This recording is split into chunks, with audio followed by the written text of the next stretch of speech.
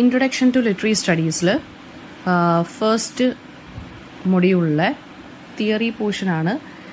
അതായത് first unit 1, 2 and 3 ആണ് ഈ ഒരു ഓഡിയോയ്ക്കകത്ത് പറയാൻ പോകുന്നത്. അപ്പോൾ അതിനകത്ത് ഫസ്റ്റ് ടേം എന്ന് പറയുന്നത് ആർട്ട് ഫോംസിനെ കുറിച്ചാണ്. അതായത് ഫസ്റ്റ് യൂണിറ്റിനകത്ത് പറയുന്ന ആർട്ട് ഫോംസ് ഓറൽ, റിട്ടൺ, പിന്നെ നെറേറ്റീവ് ഫോംസ് ആയിട്ടുള്ള പോയട്രി, അതിന് ശേഷം പോയറ്റിക് ഫോംസ് ഏതൊക്കെയാണ്. ആ യൂണിറ്റ് 1 ആണ് ഈ ഒരു യൂണിറ്റ് 1, 2 and 3 ആണ് ഈ ഒരു ഓഡിയോയ്ക്കകത്ത് ഞാൻ പറയുന്നത്. അപ്പോൾ oral and written art forms എന്ന് വെച്ചാൽ എന്താണ്? ഇപ്പോൾ ഓറൽ ഫോം എന്ന് വെച്ച് കഴിഞ്ഞാൽ സ്റ്റോറി ടെല്ലിംഗ് എന്നുള്ള പോലെ, അതായത് ഈ ഓറൽ ഫോം എക്സിസ്റ്റ് ചെയ്ത് അല്ലെങ്കിൽ ഉണ്ടായിരുന്നത്, ഒറിജിനേറ്റ് ചെയ്തത്, അതിൻ്റെ പ്രൈമറി അല്ലെങ്കിൽ ഫസ്റ്റ് മോഡെന്ന് പറയുന്നത് എന്തായിരുന്നു? സ്റ്റോറി ടെല്ലിങ്ങിൻ്റെ രൂപത്തിലായിരുന്നു.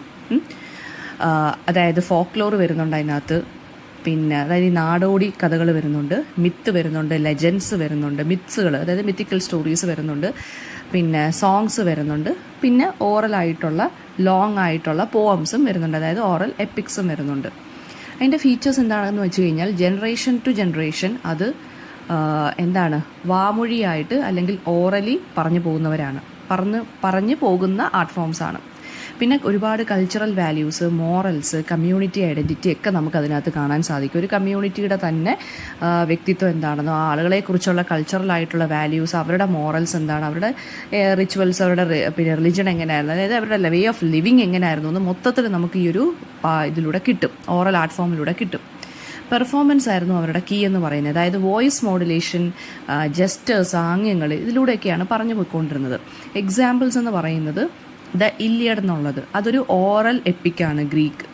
ഓക്കെ, ദെൻ അടുത്തത് റിട്ടൺ ഫോം. റിട്ടൺ ഫോം എന്ന് വെച്ചാൽ എന്താണ്? റൈറ്റിംഗ് സിസ്റ്റം ഇൻവെൻറ്റ് ചെയ്തതിന് ശേഷം തുടങ്ങി, അതായത് എഴുതുന്നത് ഓറൽ ടെക്സ്റ്റുകൾ, അതായത് oral ടെക്സ്റ്റുകളല്ല, written ടെക്സ്റ്റുകൾ.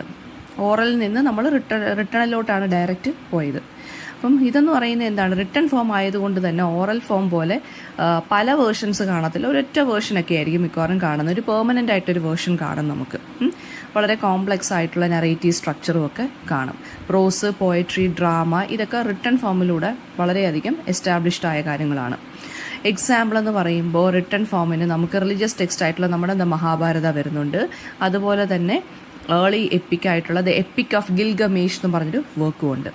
Next narrative forms ആണ്. നറേറ്റീവ് ഫോംസ് എന്ന് വെച്ചാൽ സ്റ്റോറി, ഈവൻറ്റ്സ് അല്ലെങ്കിൽ എക്സ്പീരിയൻസ് കൺവേ ചെയ്യുന്നതാണ് നറേറ്റീവ് ഫോംസ്. അതായത് വളരെ റിതമിക്കായിട്ടും, പിന്നെ നറേറ്റീവ് പോയട്രി എന്ന് പറഞ്ഞിരണമുണ്ട്. അതെന്ന് വെച്ച് കഴിഞ്ഞാൽ എന്താണ്? റിതമിക്കായിട്ടും വളരെ ഇസ്തെറ്റിക്കലി ക്വാളിറ്റിയൊക്കെ ഉള്ള ലാംഗ്വേജ് ഒക്കെ യൂസ് ചെയ്ത് പറഞ്ഞു പോകുന്നതാണ് നറേറ്റീവ് പോയട്രി എന്ന് പറയുന്നത്.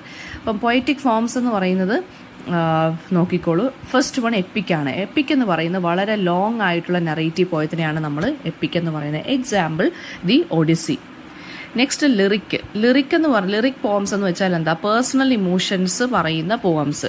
ഓക്കെ, ഹൈക്കു എന്ന് വെച്ചാൽ അടുത്ത എന്താണ്? ഹൈക്കു എന്ന് വെച്ചാൽ വളരെ ഷോർട്ടായിട്ടുള്ള, പിന്നെ ഷോർട്ടായിരിക്കും, അത് ഒരു ജാപ്പനീസ് പോയറ്റിക് ഫോമാണ് ഹൈക്കു എന്ന് പറയുന്നത്. Next one is ballad.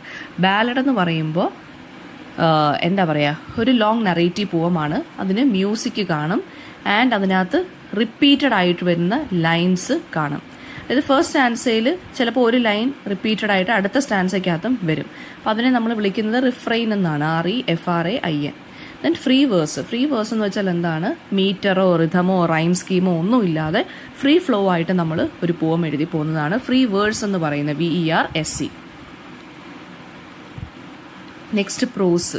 പ്രോസ് എന്ന് വെച്ചാൽ എന്താണ്? വളരെ നാച്ചുറൽ ആയിട്ടുള്ള ലാംഗ്വേജ് ഫ്ലോ ഉള്ള ഒരു ഗ്രാമാറ്റിക്കൽ സ്ട്രക്ചറൊക്കെ ഉള്ള ഒരു കാര്യത്തിനെയാണ് നമ്മൾ പ്രോസ് എന്ന് പറയുന്നത്, ഒരു കോമ്പോസിഷനെയാണ് പ്രോസ് എന്ന് പറയുന്നത്. അതിന് നമ്മുടെ പോയട്രി ആയിട്ടുള്ള ഡിഫറൻസ് എന്താണ്? റൈമും റിതമും മീറ്ററും ഒന്നും കാണത്തില്ല പ്രോസിന്. അപ്പോൾ ഈ ഒരു പ്രോസ് എന്ന് പറയുന്നത് എങ്ങനെയാണ്? ആസ് എ ലിറ്റററി ഫിക്ഷനായിട്ട് ഇരിക്കുമ്പോൾ പ്രോസ് സ്റ്റൈല്, ക്യാരക്ടർ ഡെവലപ്മെൻറ്റ്, തീം, ഈ 3 കാര്യങ്ങൾക്കാണ് ഇമ്പോർട്ടൻസ് കൊടുക്കുന്നത്. അതായത് നമ്മൾ എഴുതുന്ന രീതിക്ക് ഒരു സ്റ്റൈല് കാണും, അല്ലേ? ക്യാരക്ടേഴ്സിന് ഒരു ഡെവലപ്മെൻറ്റ്, അതായത് ക്യാരക്ടേഴ്സിനെ കുറിച്ച് കാണും. പിന്നെന്താണ്? അതിൻ്റെ ഒരു സ്പെഷ്യലായിട്ടുള്ളൊരു തീം കാണും. അതിന് നല്ല ഡീപ്പായിട്ടുള്ള തീംസും ആയിരിക്കും ഉണ്ടായിരിക്കുന്നത്. വളരെ തോട്ട് പ്രൊവോക്കിംഗ് ആയിട്ടുള്ള, നമ്മളെ ചിന്തിക്കാനൊക്കെ അതായത് നമ്മളെ കൊണ്ട് ചിന്തിപ്പിക്കുന്ന തോട്ട് പ്രൊവോക്കിംഗ് ആയിട്ടുള്ള കാര്യങ്ങളൊക്കെ ആയിരിക്കും പ്രോസിനകത്തുള്ളത്. എക്സാമ്പിൾ പ്രോസിനകത്ത് വരുമ്പോൾ നോവൽസ് ഒക്കെ നമുക്ക് പറയാം. ഇതൊക്കെ ഒരു 2-3 എക്സാമ്പിൾ ഓഫ് നോവൽസ് പറഞ്ഞാൽ മതി.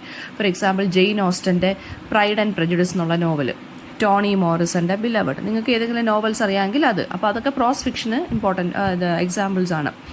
ഇനി ഫോംസ് ഓഫ് പ്രോസ് ആണ്. അതിനകത്ത് വരുന്നതാണ് നോവൽ. നോവൽ എന്ന് വെച്ചാൽ വളരെ ലോങ് ആയിട്ടുള്ള ലോങ് നറേറ്റീവ്. അതിനകത്ത് ഒരുപാട് ക്യാരക്ടേഴ്സ് കാണും, ഒരുപാട് സബ് പ്ലോട്ട്സ് കാണും. സബ് പ്ലോട്ട്സ് എന്ന് വെച്ചാൽ ഉപകഥകൾ ഒരുപാട് കാണും. ദെൻ വാർ ആൻഡ് പീസ് ആണ് എക്സാമ്പിൾ.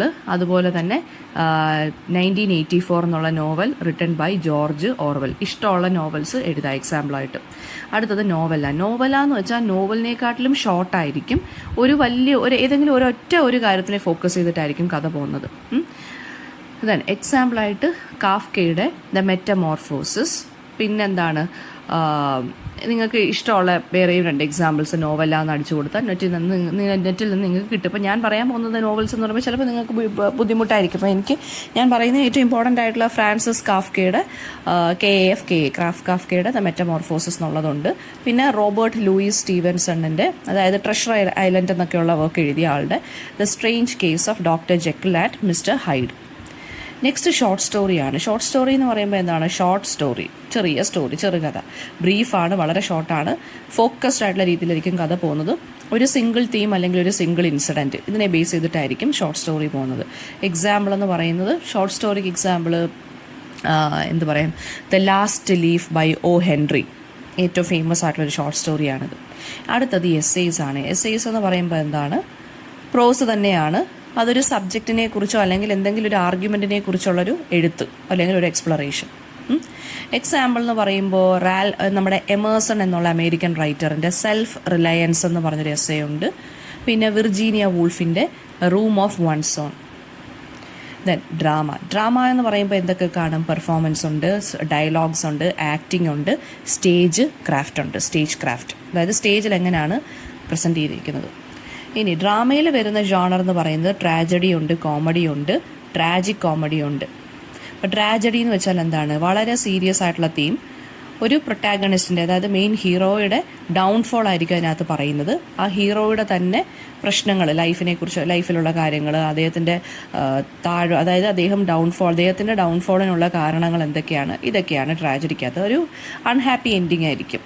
എക്സാമ്പിൾ എന്ന് പറയുന്നത് ഷേക്സ്പിയറിൻ്റെ തന്നെ ഹാംലെറ്റ്. നെക്സ്റ്റ് കോമഡിയാണ്. കോമഡി എന്ന് വെച്ചാൽ എന്താണ്? വളരെ സറ്റേറിക്കലായിട്ട് കളിയാക്കിക്കൊണ്ട് ലൈറ്റ് ഹാർട്ടഡ് ആയിട്ടുള്ള ഇതാണ്. അതായത് ലാഫ്റ്ററിന് വേണ്ടിയോ എൻ്റർടൈൻമെൻറ്റിന് വേണ്ടിയോ ഉള്ളതാണ് കോമഡി. അതായത് വളരെ ഹാപ്പി എൻഡിങ് ആയിരിക്കും കോമഡിക്ക്. എക്സാമ്പിൾ എന്ന് പറയുമ്പോൾ ഓസ്കർ വൈൽഡ് എന്നുള്ള ആളുടെ റൈറ്ററിൻ്റെ the Importance of Being Earnest. Next tragic comedy എന്ന് വെച്ചാൽ ട്രാജഡിയും കാണും, കോമഡിയുടെ എലിമെൻസും കാണും. അതായത് ഒരു ബിറ്റർ സ്വീറ്റ് ആയിട്ടുള്ള. എക്സാമ്പിൾ എന്ന് പറയുന്നത് സാമുവൽ ബെക്കറ്റിൻ്റെ വെയിറ്റിംഗ് ഫോർ ഗോദോ, അതായത് GODOT. വെയിറ്റിംഗ് ഫോർ ഗോദോയുടെ സ്പെല്ലിങ് GODOT ഉണ്ട്, നമ്മൾ ടി അവിടെ പ്രൊനൗൺസ് ചെയ്യത്തില്ല. 1 ആക്ട് പ്ലേ ആണ് അടുത്തത്. 1 ആക്ട് പ്ലേ എന്ന് വെച്ചാൽ വളരെ ഷോർട്ടായിട്ടുള്ള ഡ്രാമ. ഒരു സിംഗിൾ തീം അല്ലെങ്കിൽ ഇവൻറ്റ് കാണും, അത് ഒരു ആക്റ്റേ കാണത്തുള്ളൂ, അതായത് ഒരു സെക്ഷനായിട്ട് ഡിവൈഡ് ചെയ്യത്തുള്ളൂ. ദെൻ നെക്സ്റ്റ് മെലോ ഡ്രാമ എന്ന് വെച്ചാൽ നമ്മുടെ സീരിയൽസ് ഒക്കെ ഉണ്ടല്ലോ, അതാണ് മെലോ ഡ്രാമാസ് എന്ന് പറയുന്നത്. അതായത് വളരെ ഓവറായിട്ട് ഡ്രമാറ്റിക്കായിട്ട് എക്സാജറേറ്റ് ചെയ്ത് പെരുപ്പിച്ചും വലിപ്പിച്ചും ഒക്കെ നീട്ടി ക്യാരക്ടേഴ്സൊക്കെ ഭയങ്കര ഓവറായിട്ടൊക്കെ അഭിനയിക്കുന്നു, ഓവർ ഡ്രമാറ്റിക്കായിട്ടൊക്കെ നിൽക്കുന്നു, ഇമോഷണൽ ആയിട്ടുള്ള, അതിനെയാണ് നമ്മൾ മെലോ ഡ്രാമാസ് എന്ന് പറയുന്നത്. എക്സാമ്പിൾ എന്ന് പറയുന്നത് അങ്കിൾ ടോംസ് ക്യാബിൻ. അത് ഒരു മെലോ ഡ്രാമയായിട്ട് സ്റ്റേജിൽ അവതരിപ്പിച്ചിട്ടുണ്ട്. നെക്സ്റ്റ് ഒപ്പേറ എന്ന് പറയുന്നത് എന്താണ്? ഒപ്പേറ എന്ന് പറയുന്നത് ഒരു തിയേറ്ററിക്കൽ ഫോം ഓഫ് ഡ്രാമയാണ്. അതിനോടൊപ്പം ആ ഡ്രാമയോടൊപ്പം മ്യൂസിക്കും കാണും. വളരെ വലിയ തീംസൊക്കെ ആയിരിക്കും ഇതിനകത്ത് ഉണ്ടായിരിക്കുന്നത്. Okay. Then another dramatic form എന്ന് പറയുന്നത് പാൻറ്റോമൈം എന്ന് പറയുന്നത് ജസ്റ്റേഴ്സിലൂടെയും, മൈം എന്ന് വെച്ചാൽ നിങ്ങൾക്കറിയാലോ ആംഗ്യങ്ങളിലൂടെ കാണിക്കുന്ന, ആക്ഷൻസിലൂടെ കാണിക്കുന്നത്, ഒരു സ്റ്റേജ് പ്രസൻറ്റേഷൻ. പാൻറ്റോമൈം എന്ന് വെച്ചാൽ കഥ പറയുന്നത് ജസ്റ്റേഴ്സിലൂടെയും മൂവ്മെൻറ്റിലൂടെ ആയിരിക്കും, സ്പീച്ച് കാണത്തില്ല. അത് ഈ ഫെസ്റ്റീവ് പെർഫോമൻസസിലൊക്കെ ആയിരിക്കും കോമൺ ആയിട്ടുണ്ടായത്. ഫോർ എക്സാമ്പിൾ ക്രിസ്മസിൻ്റെ സമയത്തൊക്കെ ആയിരിക്കും ഇത് വരുന്നത്. ഇത് എസ്പെഷ്യലി ചിൽഡ്രൻ്റെ എൻ്റർടൈൻമെൻറ്റിന് വേണ്ടിയാണ്, കുട്ടികളുടെ എൻ്റർടൈൻമെൻറ്റിന് വേണ്ടിയാണ് ഇത് ചെയ്യുന്നത്. ഇനി മൈം എന്ന് വെച്ചാൽ എന്താണ്? സൈലൻറ്റ് പെർഫോമൻസ് ആണ്, ബോഡി ലാംഗ്വേജിലും എക്സ്പ്രഷൻസിലും ആയിരിക്കും ഇമ്പോർട്ടൻസ് കൊടുക്കുന്നത്. അടുത്തത് എന്താണ്? ബാലെ എന്ന് വെച്ച് കഴിഞ്ഞാൽ എന്താണ്? ഒരു ഡാൻസ് ഫോമാണ്, ഒരു സ്റ്റോറി പറയുന്നൊരു ഡാൻസ് ഫോം. ഇമോഷണൽ ആയിട്ടുള്ള കാര്യങ്ങൾ കാണും, പിന്നെ മ്യൂസിക് കാണും അതിൻ്റെ കൂടെ. എക്സാമ്പിൾ എന്ന് പറയുന്നത് സ്വാൻ ലേക്ക് എന്നുള്ളൊരു ബാലയുണ്ട്. ഓക്കെ. ദെൻ ഇപ്പോൾ ഇത്രയാണ് നമ്മുടെ ഫസ്റ്റ് യൂണിറ്റിനകത്ത് വരുന്നത്. Unit 1, 2 and 3. അതിനകത്ത് ലാസ്റ്റ് ടോപ്പിക് എന്ന് പറയുന്നത് ഇലക്ട്രോണിക് ലിറ്ററേച്ചറാണ്. ഇലക്ട്രോണിക് ലിറ്ററേച്ചർ എന്ന് വെച്ച് കഴിഞ്ഞാൽ കണ്ടംപററി ലിറ്ററേച്ചറാണ്. അതെന്ന് വെച്ചാൽ ഡിജിറ്റൽ പ്ലാറ്റ്ഫോംസ് യൂസ് ചെയ്തിട്ട് ക്രിയേറ്റ് ചെയ്ത ലിറ്ററേച്ചറാണ് ഇലക്ട്രോണിക് ലിറ്ററേച്ചർ. അതായത് ബുക്കാണെങ്കിലും പോവമാണെങ്കിലും പ്രോസ് ആണെങ്കിലും അത് ഇൻ്റർനെറ്റ് വഴിയായിരിക്കും പബ്ലിഷ് ചെയ്യുന്നത്. ബുക്കിൻ്റെ ഫിസിക്കൽ ഫോം നമുക്ക് കാണത്തില്ല അതിന്. എക്സാമ്പിൾ എന്ന് വെച്ചാൽ നമ്മൾ ഈ ലിങ്കുകൾ യൂസ് ചെയ്തിട്ട്, അതായത് നിങ്ങൾ 5th സെമ്മിലൊക്കെ പിള്ളേർക്ക് ഇത് പഠിക്കാനുണ്ടായിരുന്നു. അതായത് ഒരു ലിങ്ക് കാണാം, ആ ലിങ്കിൽ ടച്ച് ചെയ്യുമ്പോഴാണ് നമുക്ക് ആ പോം കാണാൻ സാധിക്കുന്നത്. അതിങ്ങനെ ആനിമേറ്റഡ് ആയിട്ടുള്ള പോയട്രിയൊക്കെ കാണാം. ഇപ്പോൾ ഒരു എക്സാമ്പിൾ ഉണ്ടായിരുന്നു, എലോങ് ദി ബ്രൈനി ബീച്ച് എന്ന് പറഞ്ഞൊരു ഒരു പോം ഉണ്ടായിരുന്നു 5th സെമ്മിൽ നിങ്ങളുടെ BA ഇംഗ്ലീഷിൽ പഠിക്കാനുള്ളത്. സോ അതിനകത്തെന്ന് വെച്ച് കഴിഞ്ഞാൽ ഇങ്ങനെ ഡിജിറ്റൽ ലിറ്ററേച്ചറിനകത്ത് പഠിക്കാനുള്ളത് ഈ നമ്മൾ ആ പോം സെർച്ച് ചെയ്യുമ്പോഴത്തേക്കും ലൈൻസ് ഇങ്ങനെ അപ്പിയർ ചെയ്ത് നമ്മുടെ മൗസ് ക്ലിക്കിലൂടെ ആയിരിക്കും. ഇങ്ങനെ വേവ്സ് വരുന്ന പോലെയാണ് ലൈൻസ് ഇങ്ങനെ വന്നു പോയി നിൽക്കുന്നത്. ഓക്കെ, അപ്പം അതാണ് example of digital literature. Animated poetry ഒക്കെ ആയിരിക്കും, അത് പല രീതിയിലൊക്കെ ആയിരിക്കും, നല്ല വെറൈറ്റി ഒക്കെ യൂസ് ചെയ്യാം. ഇൻ്റർനെറ്റിലായിരിക്കും അത് പബ്ലിഷ് ചെയ്യുന്നത്. അപ്പം മൾട്ടിമീഡിയ എലിമെൻറ്റ്സ് വെച്ചിട്ടൊക്കെ ആയിരിക്കും നമ്മളത് ചെയ്യുന്നത്.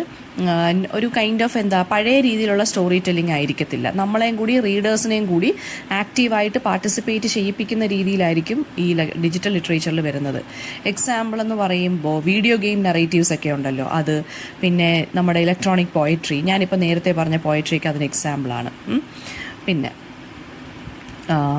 അപ്പോൾ ഇത്രയും കാര്യങ്ങളാണ് നമ്മുടെ 3 യൂണിറ്റിനകത്തും വരുന്നത്. അതായത് ഫസ്റ്റ് മൊഡ്യൂളിനകത്ത് തിയറി പാർട്ടിനകത്ത് വരുന്നത്.